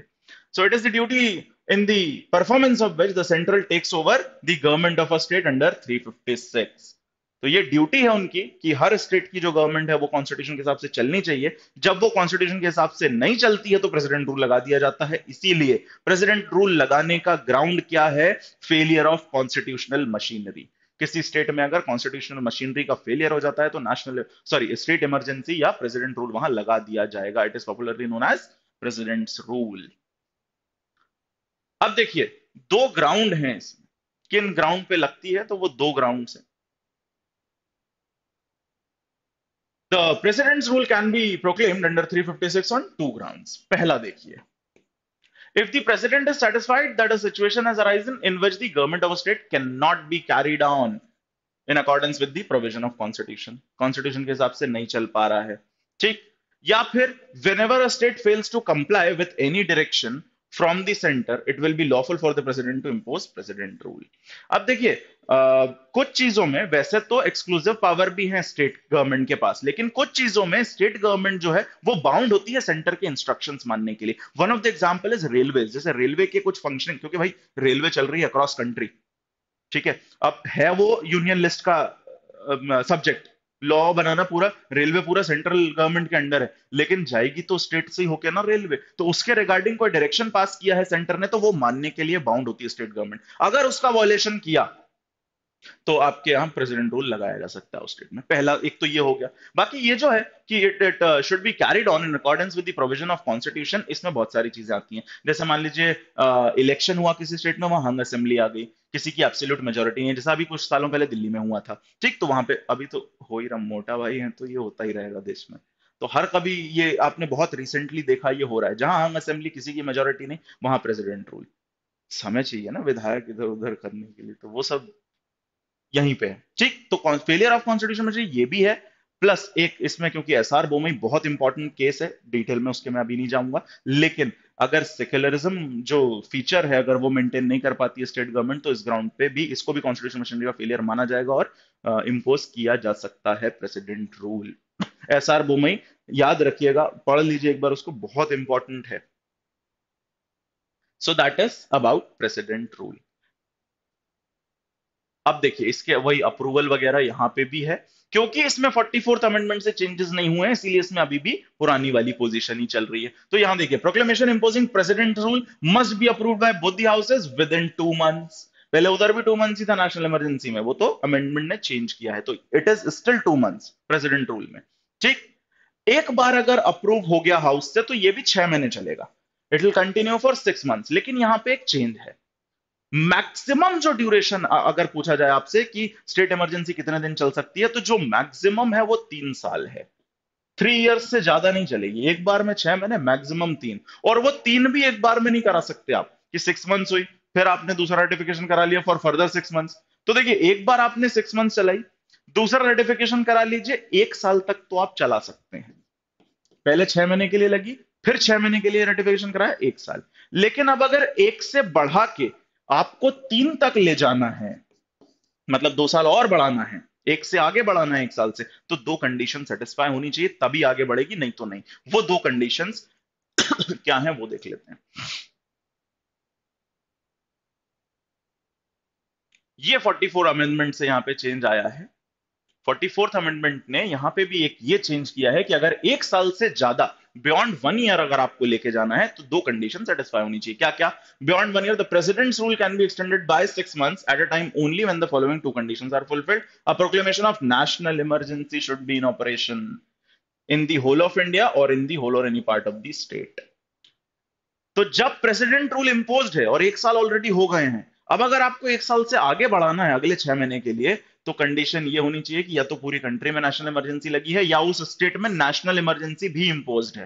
तो नेशनल इमरजेंसी इंपोज होना चाहिए, साथ में एक और नहीं है, national emergency and the election commission must certify that the general election to the legislative assembly of the concerned state cannot be held। Election का एक तो नेशनल इमरजेंसी इंपोज होनी चाहिए उस स्टेट में, और इलेक्शन कमीशन ये बात सर्टिफाई कर दे कि यहां पे चुनाव कराना संभव नहीं है, इलेक्शन पॉसिबल नहीं है। ये दो कंडीशन अगर सेटिस्फाई होती हैं, तभी प्रेसिडेंट रूल 1 साल से ज्यादा एक्सटेंड होगा, अदरवाइज नहीं होगा। इसके बाद देखिए, प्रोक्लेमेशन ऑफ प्रेसिडेंट रूल में भी रिवोक्ड बाय द प्रेसिडेंट। देखिए, प्रेसिडेंट ने क्योंकि इंपोज किया है, वो रिवोक भी कर सकता है, ठीक। और कोई पार्लियामेंट्री अप्रूवल रिवोक करने के लिए नहीं चाहिए होता है। The president acquires the following extraordinary powers. अब क्या क्या पावर आ जाते हैं प्रेसिडेंट के पास? देखिए, प्रेसिडेंट रूल के साथ ये है कि भाई जनता पे कोई इफेक्ट नहीं है। जैसे नेशनल इमरजेंसी में आपने देखा फंडामेंटल राइट इफेक्ट होते हैं लोगों के, यहाँ ऐसा कुछ नहीं, वो उनके रिलेशन पे इफेक्ट होता है mainly. He can take up the function of the state government power vested in any executive authority in the state। जो भी एग्जीक्यूटिव अथॉरिटी स्टेट की है उसका पावर प्रेसिडेंट ले सकता है। लेजिस्लेटिव पावर पार्लियामेंट के थ्रू एक्सरसाइज करवा सकता है। ठीक। इसके बाद है therefore the president dismisses the state council. This is very important. State council of minister यहां पे डिसमिस होती है। नेशनल इमरजेंसी में मैंने आपको बताया ना तो असेंबली डिसॉल्व होगी ना काउंसिल ऑफ मिनिस्टर डिसॉल्व होगा, लेकिन अगर प्रेसिडेंट रूल लगा है तो स्टेट असेंबली भी डिसॉल्व होगी और काउंसिल भी, दोनों दोनों खत्म होंगे ऐसे केस में। ठीक। ये है ईदर लेजिस्लेटिव असेंबली कर सकता है, नहीं भी कर सकता, लेकिन नॉर्मली प्रैक्टिकली यही होता है कि लेजिस्लेटिव असेंबली भी डिसॉल्व कर दी जाती है और काउंसिल तो हो गई। इसके बाद है फाइनेंशियल इमरजेंसी। अब देखिए फाइनेंशियल इमरजेंसी के साथ ये है कि आज तक कभी लगी नहीं है। नेशनल इमरजेंसी भी इंडिया में लग चुकी है और प्रेसिडेंट रूल तो हर कभी लगता रहता है। लेकिन फाइनेंशियल इमरजेंसी की क्योंकि अभी प्रैक्टिकली इंप्लीमेंट नहीं हो, जैसे अभी बहुत सारे चेंजेस आपने देखे नेशनल इमरजेंसी में भी हुए, प्रेसिडेंट रूल के रूल्स में रेगुलेशंस में भी चेंजेस हुए, क्योंकि प्रैक्टिकल जब इंप्लीमेंटेशन हुआ तो समझ में आया कि क्या क्या चेंजेस करने। फाइनेंशियल इमरजेंसी में लेकिन ऐसा कुछ नहीं, क्योंकि आज तक लगी नहीं है फाइनेंशियल इमरजेंसी। तो फाइनेंशियल इमरजेंसी दिया हुआ है आर्टिकल 360 में। ठीक। कब होती है? बेसिकली फाइनेंशियल इंस्टेबिलिटी हो जाए, स्टेबल ना रहे, credit of India is threatened, financially stable ना हो इकोनॉमी, तो लगाई जा सकती है फाइनेंशियल इमरजेंसी। अब ये जो होगा प्रोक्लेमेशन, अप्रूवल वही है, पार्लियामेंट अप्रूव करेगी विद इन 2 मंथ्स। यहां भी क्योंकि इधर तो 44th अमेंडमेंट है ही नहीं, क्योंकि आज तक लगी नहीं, तो कोई चेंज इसमें हुआ नहीं, तो अभी भी 2 महीने है अप्रूवल। तो देखिए नेशनल इमरजेंसी में पार्लियामेंट को 1 महीने में अप्रूव करना है, प्रेसिडेंट रूल और फाइनेंशियल में 2 महीने में। Once approved by both. ये अब यहां पे 6 महीने वाली कहानी भी नहीं है। नेशनल इमरजेंसी में एक बार अप्रूव हुई तो 6 महीने और फिर इनडेफिनेट पीरियड। प्रेसिडेंट रूल एक बार अप्रूव हुआ तो 6 महीने और उसके बाद 1 साल तक चलेगा। दो कंडीशन सेटिस्फाई हुई तो मैक्सिमम 3 मंथ्स और 3 इयर्स, और 3 इयर्स के बाद तो चला ही नहीं सकते कंटिन्यूएशन में। लेकिन फाइनेंशियल इमरजेंसी के साथ ऐसा कुछ नहीं है, एक बार इंपोज होगी तो जब तक रिवोक नहीं कर दी जाएगी तब तक चलेगी। यहां 6 मंथ्स की भी लिमिट नहीं है, ये एक अलग चीज है। बाकी इसका इंपैक्ट या इफेक्ट क्या होता है तो वो देख लीजिए। पहले तो एक प्रेसिडेंट ही रिवोक करेगा, ये तो आपकी समझ में आई गया, और तो कुछ होगा नहीं इसमें, क्योंकि 6 महीने बाद भी अपने आप एंड नहीं होना है। इसके बाद होता क्या है कंसिक्वेंस में, सैलरी एंड अलाउंसेस कम कर दिए जाते हैं। स्टेट और यूनियन गवर्नमेंट में जो लोग काम, सरकारी नौकरी जिसके लिए आप पागल हैं, उनकी सैलरी कम कर दी जाएगी फाइनेंशियल इमरजेंसी में। The reservation of money bill और other financial bill passed by the legislature of state. अब देखिए स्टेट लेजिस्लेचर कोई भी मनी या फाइनेंशियल बिल पास करेगी तो वो अप्रूव होगा प्रेसिडेंट से, क्योंकि भैया फाइनेंशियल इमरजेंसी है, पैसा नहीं है सरकार के पास और आप बिल बना रहे हैं, मनी बिल, पैसा चाहिए आपको, तो प्रेसिडेंट के अप्रूवल पे हो जाएगा वो। ठीक। और ये भी ध्यान रखिएगा प्रेसिडेंट में इशू डायरेक्शन, किसकी salary, supreme court high court के जजेस की सैलरी भी रिड्यूस करी जा सकती है। ठीक। पूरा कंट्रोल जो है वो सेंटर के पास आ जाएगा फाइनेंशियल मैटर का, स्टेट के। तो वो जो डिवीजन है ना अभी सेंटर और स्टेट के बीच फाइनेंशियल पावर्स को लेके, वो डिवीजन एक्चुअली खत्म हो जाता है, सब कुछ सेंटर के पास चले जाएगा फाइनेंशियल मैटर्स, अगर फाइनेंशियल इमरजेंसी इंपोज होती है तो। So that's about 3 kinds of emergencies जो इंपॉर्टेंट क्वेश्चंस आ सकते हैं एग्जाम में। अब आते हैं अपन अगले एक और बहुत इंपॉर्टेंट टॉपिक पे, which is amendment of the constitution. अब अमेंडमेंट ऑफ द कॉन्स्टिट्यूशन में सबसे इंपॉर्टेंट चीज है डॉक्ट्रिन ऑफ बेसिक स्ट्रक्चर। उसकी पूरी एक कहानी है जिसको यहाँ पीडीएफ के फॉर्म में भी वो लिखी हुई है। मैं उसको बहुत ब्रीफ में आपको समराइज कर दूंगा, क्वेश्चन कहाँ से बनते हैं, बाकी पीडीएफ आपके पास रहेगी, आप उसको पढ़ लीजिएगा। तो देखिए अमेंडमेंट ऑफ कॉन्स्टिट्यूशन का प्रोविजन हमारे यहाँ सेलेंट फीचर में हमने देखा था that Indian constitution is flexible as well as rigid. Flexible इसीलिए क्योंकि अमेंडमेंट का प्रोविजन है, रिजिड इसीलिए क्योंकि वो प्रोसीजर बहुत आसान नहीं है। दूसरी बात बेसिक स्ट्रक्चर आ गया है, तो बेसिक स्ट्रक्चर का मतलब है कि कुछ पोर्शन तो कॉन्स्टिट्यूशन का ऐसा है जिसको आप अमेंड कर ही नहीं सकते। सो आइए टाइप्स ऑफ अमेंडमेंट, कितने तरीके से भारत का संविधान अमेंड होता है, इंडियन कॉन्स्टिट्यूशन अमेंड होता है। तो सबसे पहला है bye simple majority of parliament, इन्हें डीम्ड अमेंडमेंट भी कहा जाता है। ठीक। सिंपल मेजोरिटी से जो होते हैं डीम्ड, जैसा आर्टिकल 4 मैंने आपको समझाया है लेक्चर में। कि वो उसके लिए अलग से 368 का प्रोसीजर लाने की जरूरत नहीं है, जो स्पेशल मेजोरिटी वो अपने आप मान लिया जाए। ऐसे बहुत सारी यहाँ पे चीजें हैं जो सिर्फ सिंपल मेजोरिटी से ही अपने आप में चेंजेस कर दिए जाते हैं कॉन्स्टिट्यूशन में। बाकी जो 368 में मेंशन्ड प्रोसीजर है वो फिर इधर से आता है स्पेशल मेजोरिटी, ये सेकंड वाले पॉइंट से, सेकंड और थर्ड, ये दोनों। By special majority of parliament, special majority आप समझते हैं, simple majority of total membership, two third of present and voting, जो जज को हटाने के लिए चाहिए सुप्रीम कोर्ट के, उस मेजोरिटी से कॉन्स्टिट्यूशन अमेंड होगा। ठीक। अच्छा, एक तो ये तरीका हो गया bye special majority of parliament. एक और तरीका जो है वो है bye special majority of parliament and consent of states. State at least 50% of the total state legislative assemblies must ratify. जैसे पार्लियामेंट ने तो अमेंडमेंट पास कर दिया इस मेजोरिटी से, स्पेशल मेजोरिटी से, अब वो स्टेट लेजिस्लेटिव असेंबलीज के पास जाएगा और टोटल एटलीस्ट 50% उस पर साइन करेंगे, तब वो इंप्लीमेंट होगा। जैसे जीएसटी, कुछ ऐसी चीजें हैं जिनमें ये वाली मेजोरिटी रिक्वायर्ड है, special majority of parliament plus consent of state. Pre में क्वेश्चन आता है इसमें से कौन सा ऐसा अमेंडमेंट है जिसको करने के लिए स्टेट का रेटिफिकेशन रिक्वायर्ड है या नहीं है। इसीलिए ध्यान रखिएगा, इन मैटर्स से डेफिनेटली एक क्वेश्चन आता है। अगर आपको लिस्ट याद ना रहे तो जनरली ये ध्यान रखिएगा, कोई भी ऐसा प्रोविजन जिसमें स्टेट गवर्नमेंट का इंटरेस्ट अफेक्ट हो सकता है, उसके लिए बेसिकली ये रखा गया है कि स्टेट से रेटिफिकेशन चाहिए। कोई भी ऐसी चीज जिसमें स्टेट गवर्नमेंट का इंटरेस्ट अफेक्ट, आप यहां लिस्ट देखेंगे तो आप ये बात समझ पाएंगे। Election of president and it's manner, क्योंकि भैया प्रेसिडेंट के इलेक्शन में लेजिस्लेटिव असेंबली का भी रोल होता है। Extend of the executive power of the union and state, जो एग्जीक्यूटिव पावर का एक्सटेंड है उसको कम करोगे तो स्टेट का इंटरेस्ट ऑब्वियसली इफेक्ट होगा। सुप्रीम कोर्ट हाई कोर्ट से related provision, distribution of legislative power between union and state. फिर है goods and services, GST, GST में चेंज होगा तो बिल्कुल स्टेट का इंटरेस्ट अफेक्ट होने वाला है। Any of the list in the 7th schedule, क्योंकि वो पूरा डिवीजन की बात ही करता है, वो तो पूरा कौन किस पे लॉ बनाएगा, उसमें चेंज करना है तो रेटिफिकेशन चाहिए। Representation of state in parliament, Rajya Sabha की सीट वीट को लेके, power of parliament to amend the condition and proceed, amend the constitution, this is ठीक है। तो अगर 368 इटसेल्फ जो कॉन्स्टिट्यूशनल अमेंडमेंट का प्रोविजन है, अगर उसको ही अमेंड करना है तो भी स्टेट का पावर चाहिए, क्योंकि उसको अमेंड करके आप ये हटा ही देंगे। मोटा भाई का बस चले तो ये वाला हटवा ही देंगे, स्टेट का कंसेंट ही नहीं चाहिए, हम ही डिसाइड कर लेंगे सब। तो ये भी अलाउड नहीं है बिना स्टेट के रेटिफिकेशन के। ठीक, तो अमेंडमेंट के प्रोविजन में भी 368 में भी अगर कोई चेंज करना है तो भी स्टेट का रेटिफिकेशन रिक्वायर्ड। तो ये कुछ पॉइंट्स हैं जिनमें स्टेट का रेटिफिकेशन रिक्वायर्ड है। ये वाला तो कई बार आ चुका है, इलेक्शन ऑफ प्रेसिडेंट, ध्यान रखिएगा।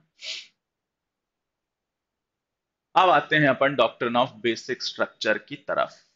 तो देखिए, अब यहाँ लिखा बहुत सारा है, सब पे मत जाइए, बाद में पढ़ लेना। जो मैं बता रहा हूं उसको ब्रीफ में बस सुन लीजिए।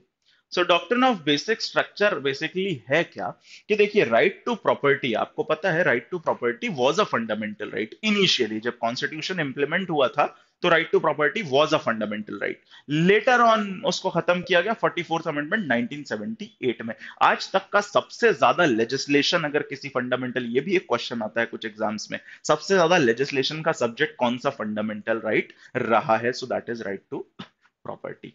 भयंकर लेजिस्लेशन हुआ था इस पे, ठीक, क्योंकि भाई फंडामेंटल राइट था। अब जैसे ही देश आजाद हुआ, गवर्नमेंट को तो लैंड चाहिए, कुछ भी काम करना लैंड चाहिए, और सारा लैंड तो लोग लेके बैठे हैं, पर्सनल प्रॉपर्टी। बड़े बड़े जमींदार डायलॉग मार देते, जहां तक देख सकते हैं वहां तक जमीन हमारी है, जहां तक सूरज की किरणें जा रही हैं वहां तक जमीन हमारी है। तो इन सब से एक्वायर कर ली स्टेट ने, इतनी ज्यादा जमीन जिनके पास थी उसको एक्वायर कर लिया गया। उसके लिए लैंड एक्विजिशन लॉज बनाए। अब there was a direct conflict between land acquisition laws and the fundamental right, right to property. तो इसको लेके भयंकर लेजिस्लेशन हुआ सबसे पहले। अब क्योंकि इसके बाद कल मैंने बताया था शेड्यूल्स पढ़ाते समय, शेड्यूल 9 जो ऐड हुआ था वो फर्स्ट अमेंडमेंट के थ्रू हुआ था, और उसमें इन लॉज को लिस्ट कर दिया था लैंड एक्विजिशन के, ताकि उनका जुडिशियल रिव्यू ही ना हो। ठीक, तो उसी से रिलेटेड सबसे पहला केस इसमें जो सिग्निफिकेंट, देखिए अब मैं जो लिस्ट आउट कर रहा हूं ऐसा नहीं कि सिर्फ इतने ही केसेस हैं इस मैटर से रिलेटेड, जो मोस्ट इंपॉर्टेंट है उनको लिस्ट आउट किया है, जो प्री के लिए इंपॉर्टेंट है। बाकी कुछ एडिशनल भी हैं, उनको अगर मेंस के लिए पढ़ना है तो आप पढ़िएगा। सो शंकरी प्रसाद 1951, इसमें वैलिडिटी चैलेंज हुई थी फर्स्ट अमेंडमेंट की, वही 9th शेड्यूल क्रिएट करने वाला, कि ये नहीं हो सकता। अच्छा, इसमें कोर्ट ने हेल्ड क्या किया, कोर्ट ने शंकरी प्रसाद में कह दिया कि ये जो पावर है अमेंडमेंट का, पार्लियामेंट का, वो पावर एब्सोल्यूट है, वो जो चाहे वो अमेंड कर सकते हैं, ठीक। Power of the parliament to amend the constitution under is that also includes the power to amend fundamental right। कहने का मतलब वो एब्सोल्यूट पावर है, जो चाहे अमेंड कर सकती है पार्लियामेंट, फंडामेंटल राइट को भी अमेंड कर सकते हैं, अमेंडमेंट का पावर है। ऐसा कहा गया था शंकरी प्रसाद ने कि फंडामेंटल राइट को भी आप अमेंड कर लीजिए। अब क्वेश्चन एक्चुअली ये जो शंकरी प्रसाद और गोलकनाथ में बेसिकली था, आर्टिकल 13 को लेके थोड़ा सा समझने की कोशिश करना। थोड़ा फास्ट में जा रहा हूं, लेकिन क्योंकि समय अपने पास ये अपने प्री के हिसाब से रखा है इसीलिए। तो आर्टिकल 13 जो है हमने पढ़ा है, वो आर्टिकल 13 बताता है laws inconsistent with fundamental right. कोई भी लॉ, वहां क्या वर्ड लिखा है, लॉ, कोई भी लॉ अगर इनकंसिस्टेंट है आर्टिकल 13 से तो उसको अनकॉन्स्टिट्यूशनल डिक्लेयर कर दिया जाएगा। अब सवाल यहां यह था कि क्या इस वर्ड लॉ में कॉन्स्टिट्यूशनल अमेंडमेंट भी आएगा, कि अगर आप कोई कॉन्स्टिट्यूशनल अमेंडमेंट करते हैं और अगर वो फंडामेंटल राइट का वायलेशन करता है वो अमेंडमेंट, तो क्या वो 13 से बार होगा, क्या उसको भी अनकॉन्स्टिट्यूशनल डिक्लेयर करेंगे? तो शंकरी प्रसाद ने कहा था नहीं, लॉ वर्ड में कॉन्स्टिट्यूशनल अमेंडमेंट इंक्लूडेड नहीं है, कॉन्स्टिट्यूशनल अमेंड करके आप फंडामेंटल राइट अमेंड कर सकते हैं। दैट वाज शंकरी प्रसाद, ठीक। लेकिन उसके बाद आया Golaknath 1967। The Supreme court reverse it's earlier stand in the case the constitution validity of the, अब यहां पे 17th अमेंडमेंट। ये भी बेसिकली जो जैसे फर्स्ट अमेंडमेंट से शेड्यूल 9 क्रिएट हुआ था, उसमें कुछ लॉज को इंसर्ट किया गया था, इस अमेंडमेंट से उस लिस्ट को और एक्सटेंड किया गया, बढ़ाया गया, तो उसकी वैलिडिटी भी चेंज हुई। अब यहां पे इन्होंने अपना प्रीवियस शंकरी प्रसाद वाला जजमेंट बदल दिया। इधर इन्होंने बोल दिया fundamental rights are given a transcendental and immutable position. Immutable position मतलब इसके साथ छेड़छाड़ नहीं करेंगे। एक सेकंड पोजीशन, अलग पोजीशन फंडामेंटल राइट्स को दे दी कि इनको तो आप अमेंडमेंट के थ्रू भी नहीं हटा सकते, कोई उसके साथ छेड़छाड़ नहीं होगी। और यहां पे बोल दिया the parliament cannot abridge और take away any of these rights. A constitutional amendment act is also a law within the meaning of article 13। तो जो शंकरी प्रसाद में था कि भैया लॉ में इंक्लूड नहीं होता, इसीलिए आप बदल सकते हैं फंडामेंटल राइट या उसको आप अमेंड कर सकते हैं, यहां पे बोल दिया कि जो वर्ड लॉ लिखा हुआ है आर्टिकल 13 में, इट इंक्लूड्स कॉन्स्टिट्यूशनल अमेंडमेंट। तो आप अमेंड करके भी, अमेंडमेंट के थ्रू भी आप फंडामेंटल राइट किसी का कर्टेल नहीं कर सकते। That was Golaknath, fundamental rights को एक एक्सेप्शनल पोजीशन दी थी। 9 जजेस बेंच ने ये जजमेंट दिया था, बहुत इंपॉर्टेंट था। लेकिन इसके बाद अब कहानी और भी इसके बाद है। तो अब there was a tussle between the judiciary and the legislature और द एग्जीक्यूटिव। इंदिरा गांधी का समय था ये। तो इसके बाद देखिए, अब इस गोलकनाथ के इंपैक्ट को कम करने या खत्म करने के लिए एक इनेक्टमेंट आया, एक और अमेंडमेंट आया, 24th अमेंडमेंट एक्ट 1971।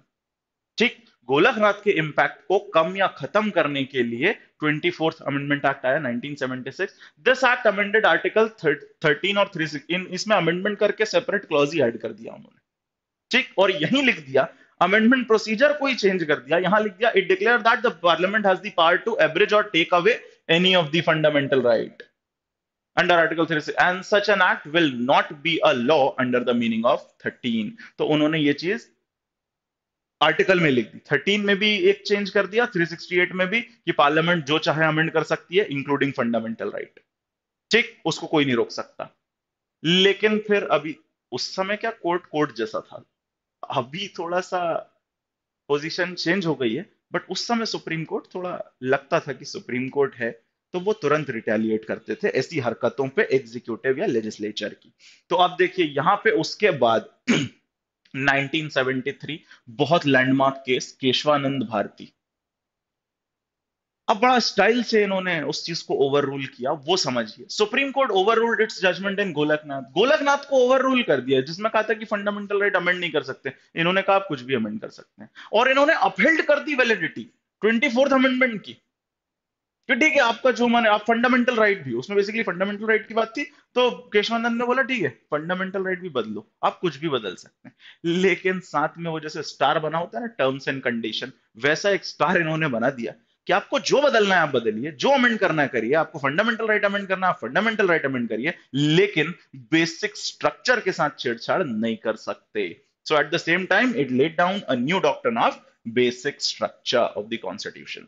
कि भाई आपको जो बदलना बदलिए, बेसिक स्ट्रक्चर चेंज नहीं करेंगे। और बेसिक स्ट्रक्चर क्या होगा, कौन सा पार्ट कॉन्स्टिट्यूशन का बेसिक स्ट्रक्चर है, कौन सा नहीं, ये डिसाइड हम करेंगे, ये सुप्रीम कोर्ट डिसाइड करेगा। ठीक। सो ये सबसे लैंडमार्क है, उससे बेसिक स्ट्रक्चर की डॉक्ट्रिन इवॉल्व हुई है। 13 जजेस बेंच जजमेंट था, है ना, 8-7 की मेजोरिटी से ये डिसाइड हुआ था। अब लेकिन अभी गवर्नमेंट अभी भी नहीं मानने वाली है। इंदिरा गांधी थी, वो भी कम नहीं थी किसी से। सो देखिए आगे, the doctrine of basic structure of the constitution was reaffirmed and applied by the supreme court in Indira Nehru Gandhi case 1975। इसी के बाद नेशनल इमरजेंसी हुई थी। in this case the supreme court invalidated a provision of 39th amendment act which kept the election dispute involving the prime minister। अब देखिए, dispute regarding the election of prime minister और speaker of lok sabha, इसको ये कह रहे थे कि किसी के ज्यूरिसडिक्शन में नहीं रहेगा, उससे बाहर। 39th अमेंडमेंट के थ्रू सरकार ने ये कर दिया कि प्राइम मिनिस्टर के इलेक्शन का जो डिस्प्यूट है उसमें कोई कोर्ट इंक्वायरी नहीं करेगा, क्योंकि इंदिरा गांधी का ही डिस्क्वालिफिकेशन इधर पे होना था। ठीक। तो फिर कोर्ट ने इधर पे, अच्छा इस केस में, इस अमेंडमेंट में हुआ था, तो फिर कोर्ट ने इंदिरा नेहरू गांधी केस में बोल दिया कि ये पार्ट ऑफ बेसिक स्ट्रक्चर है, क्योंकि बेसिक स्ट्रक्चर की डॉक्ट्रिन ऑलरेडी इवॉल्व हो चुकी थी 73 में। तो 75 में इन्होंने बोल दिया कि नहीं, इट विल बी इंक्लूडेड और इसको आप चेंज नहीं कर सकते, इस पे बिल्कुल ज्यूरिसडिक्शन होगा कोर्ट का। फिर आते हैं इसके बाद, अब वहां पे भी एक बार फिर से किसके अगेंस्ट काम हो गया, गवर्नमेंट के अगेंस्ट। सुप्रीम कोर्ट ने ये जजमेंट दे दिया क्योंकि इंदिरा नेहरू गांधी। तो फिर इसके इफेक्ट को कम करने के लिए, जैसे गोलकनाथ को कम करने के लिए 24th अमेंडमेंट आया था, अब इन चीजों को, केशवानंद और इनको कम करने के लिए, बेसिक स्ट्रक्चर को ही बेसिकली हटाने या कम करने के लिए एक अमेंडमेंट आया, वो था आपका mini constitution, 42nd amendment act 1976। ठीक। This act amended article 368 and declared there is no limitation on the constituent power of parliament and no amendment can be questioned in any court on any ground। किसी ground पे question नहीं होगा, fundamental right भी सब। फिर इन्होंने ये amendment किया, लेकिन इस चीज को इनवैलिडेशन पहले ही मिल चुका था, क्योंकि भैया उधर पे केशवानंद भारती में इन्होंने बोल दिया था बेसिक स्ट्रक्चर इसको। और अब 42nd अमेंडमेंट एक्ट से इन्होंने ये कर दिया, फिर दोबारा वही चीज कि कुछ भी अमेंड कर सकती है parliament.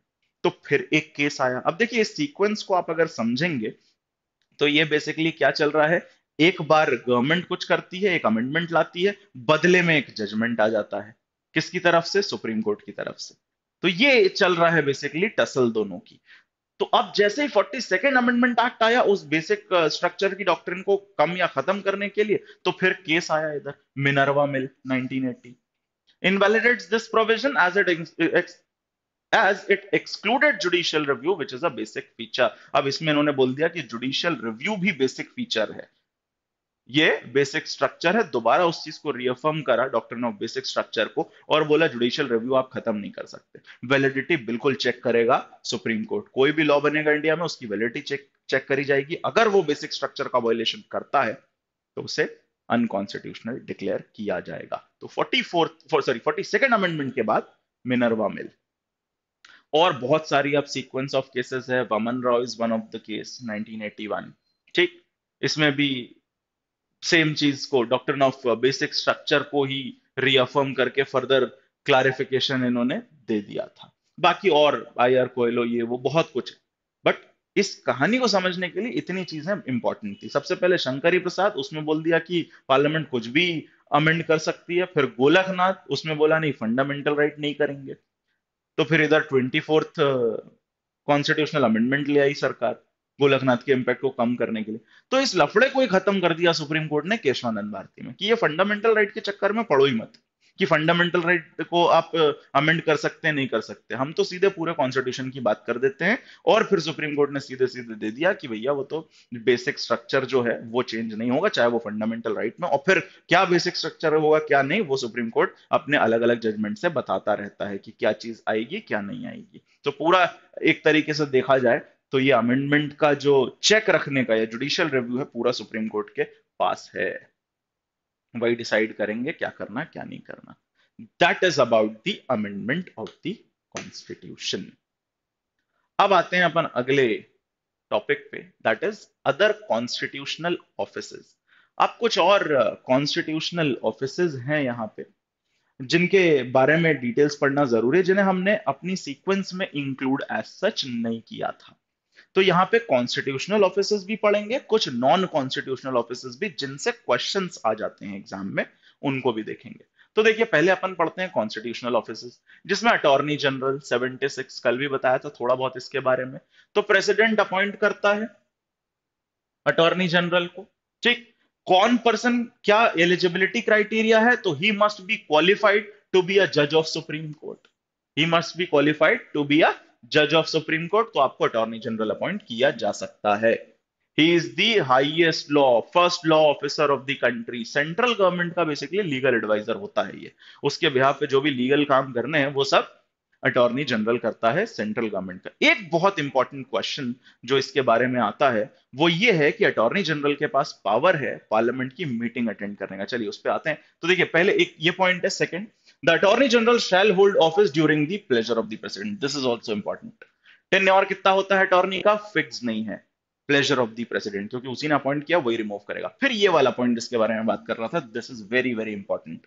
As per article 88, attorney general साथ में मिनिस्टर, ये भी ध्यान रखिएगा, कोई भी मिनिस्टर, यूनियन मिनिस्टर, वो भी पार्लियामेंट की प्रोसीडिंग में भले ही उस हाउस का मेंबर ना हो। देखिए नॉर्मली जब भी हाउस की प्रोसीडिंग होती है सिर्फ मेंबर्स अलाउड होते हैं या वहां के जो ऑफिशियल्स होते हैं। इसके अलावा दो लोगों के पास पावर है उसे अटेंड करने का और वहां बोलने का, राइट टू स्पीक भी है वहां पे। किस किस के पास, अटॉर्नी और मिनिस्टर। तो अटॉर्नी का ये एक स्पेशल प्रिविलेज है, अटॉर्नी जनरल वहां बोल सकता है, लेकिन ध्यान रखिएगा वोट करने का अधिकार नहीं है। वोट करने के लिए एंटाइटल्ड नहीं है हाउस में, लेकिन बोलने के लिए है। ये एक इंपॉर्टेंट क्वेश्चन अटॉर्नी जनरल से बनता है। इसके बाद आ जाते हैं क्या, controller and auditor general of India. Article सबसे पहले, इन सब के आर्टिकल ध्यान रखिएगा, 76, 148, controller and auditor general of India, he shall be appointed by the president, ठीक। He shall only be removed from his office in like manner and on like grounds as a judge of the Supreme Court. This is very important. जैसे अब देखिए कितना मुश्किल है, क्यों है ये, क्योंकि भैया कैग जो है ये एक्चुअली सरकार का ऑडिटर है, उस पर चेक रखेगा एक्सपेंसेस और रेवेन्यूज पे, कहीं गलत खर्च तो नहीं कर रहे हैं। कल आपको पूरा मैंने बजट में वो प्रोसेस जो पढ़ाया है, किस तरीके से गवर्नमेंट को अथॉरिटी मिलती है पैसा खर्च, उस सब पे चेक रखने का काम है इनका। इसीलिए इनको थोड़ी सी इम्यूनिटी चाहिए कि गवर्नमेंट का इंटरफेरेंस ना हो इनके टेन्योर में। ऐसा नहीं कि कैग थोड़ा काम कर रहा है अपना ढंग से, अगर कैग को अच्छा काम करना है तो उसे लूप होल्स निकालने, गवर्नमेंट की कमियां निकालनी है। अब गवर्नमेंट की कमियां निकालेगी, पता चला गवर्नमेंट उसका टेन्योर ही खत्म कर दे। इसलिए बहुत आसान नहीं है, जैसे सुप्रीम कोर्ट जज को रिमूव किया जाता है वैसे ही कंट्रोल ऑडिटर जनरल को रिमूव किया जाएगा। ये बहुत इंपॉर्टेंट क्वेश्चन है। He is known as the guardian of public purse of India. Public purse, जनता का पैसा का पैसे का रखवाला, इसे माना जाता है कैग को। काम क्या होता है, वही जो मैंने आपको बताया कि पूरे एक्सपेंस पे ऑडिटर होता है बेसिकली गवर्नमेंट का। इसके बाद आते हैं एडवोकेट जनरल। ये अटॉर्नी का काउंटर पार्ट है स्टेट में, जैसे सेंट्रल गवर्नमेंट के लिए अटॉर्नी जनरल है, वैसे ही स्टेट गवर्नमेंट का एडवाइजर होता है एडवोकेट जनरल। आर्टिकल 165 इंपॉर्टेंट है, ध्यान रखिएगा। 165 में अपॉइंटमेंट है, गवर्नर अपॉइंट करता है, क्योंकि सेंटर वाले का प्रेसिडेंट ने किया है तो स्टेट का गवर्नर करेगा। Advocate general shall hold office during the pleasure of the governor, this is also important. काम बाकी एग्जैक्टली exactly जो अटॉर्नी करता है सेंट्रल के लिए, ये करता है स्टेट। अच्छा, इसमें एक टर्म और तो है सॉलिसिटर जनरल। तो ध्यान रखिएगा solicitor general is not a constitutional post, है ना, वो गवर्नमेंट के नोटिफिकेशन से क्रिएट की गई पोस्ट है। अटॉर्नी को हेल्प करने के लिए होते हैं, सेंट्रल लेवल पे होते हैं अटॉर्नी के assistant kind of, but that is not a constitutional body. ये दोनों कॉन्स्टिट्यूशनल, अटॉर्नी और एडवोकेट। देन अपन आते हैं पब्लिक सर्विस कमीशन, यूपीएससी आपको पता है। अब public service commission central level पे भी है, तो UPSC union public service commission, और आपका स्टेट लेवल पे भी है। अपन बात कर रहे हैं यूनियन की, काउंटर पार्ट स्टेट हो जाएगा, ठीक। सो देखिए, the chairman and other members of public service commission shall be appointed by the president, तो वहां पे गवर्नर हो जाएगा। A member of public service commission shall hold office for a term of 6 years. This is important. 6 years और until he attains the age of 65, या तो 65 as हो जाए या 6 साल ऑफिस में हो जाए, दोनों में से जो पहले हो जाए आपका टेन्योर खत्म। द चेयरमैन और member can be removed by president on the ground of misbehaviour after an inquiry held by the Supreme Court. Supreme Court inquiry करके रिकमेंड करेगा प्रेसिडेंट को, तो मिसबिहेवियर के ग्राउंड पे मेंबर को रिमूव किया जा सकता है। काम क्या होता है? पेपर करवाना। ठीक, एग्जाम, अपॉइंटमेंट, इन सब से कनेक्टेड काम होते हैं। अच्छा, एक क्वेश्चन, अच्छा सॉरी, वो इलेक्शन कमिश्नर में, ऑलराइट। देखिए, अब आते हैं इलेक्शन कमीशन पे, 324। सो इलेक्शन कमीशन जो है, ये भी एक कॉन्स्टिट्यूशनल बॉडी है, कॉन्स्टिट्यूशन ने इसे क्रिएट किया है under article 324। So the chief election commissioner and other commissioner shall be appointed by the president. तो कितने भी हो सकते हैं अदर कमिश्नर, एक तो चीफ इलेक्शन कमिश्नर होगा और कितने भी other commissioner. Chief Election Commissioner shall not be removed from his office except in like manner and on the like ground as a judge of the Supreme Court। अब देखिए, जैसे CAG के लिए है कि हटाने में आपको सुप्रीम कोर्ट के जज को हटाना, वैसे वैसे इलेक्शन, क्योंकि ये इनकी इंडिपेंडेंस बनी रहनी चाहिए, इन अथॉरिटीज की इंडिपेंडेंस बनी रहनी चाहिए। इलेक्शन तो भाई वैसे ही बहुत वैसा काम है भारत में कि आपको केयरफुली कराना है, गवर्नमेंट की सांठगांठ इसमें नहीं होनी चाहिए, इसीलिए सिक्योरिटी ऑफ टेन्योर चाहिए। इसीलिए इनका रिमूवल प्रोसीजर जो है वो थोड़ा सा डिफिकल्ट है।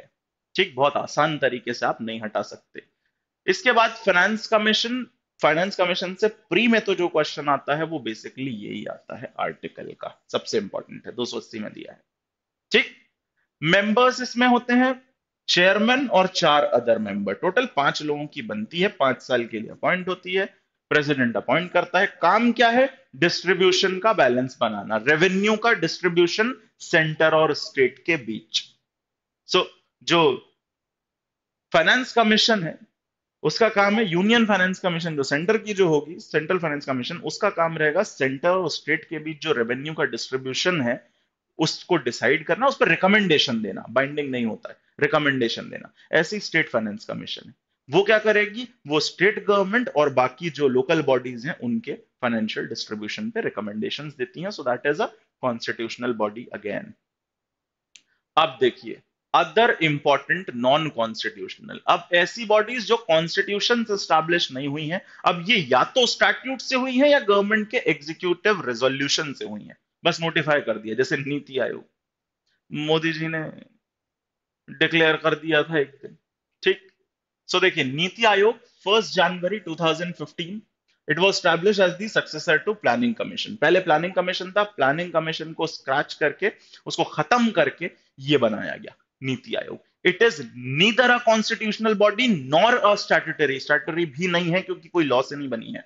सो देखिए, it was created by an executive resolution of the government of India, executive resolution से बनी है, इसीलिए स्टैट्यूटरी भी नहीं है। It is neither constitutional nor a statutory body. बाकी काम वाम क्या है वो तो करने वाले ही जाने इसका। वैसे आपको पता है जो प्लानिंग कमीशन का था वही थिंक टैंक का काम करेगा, पॉलिसी मेकिंग वगैरह है, चेयरमैन वगैरह प्रेजेंट किया तो आप करंट अफेयर्स में पढ़ेंगे, वो पढ़ जाइएगा, बहुत इंपॉर्टेंट है। ठीक है।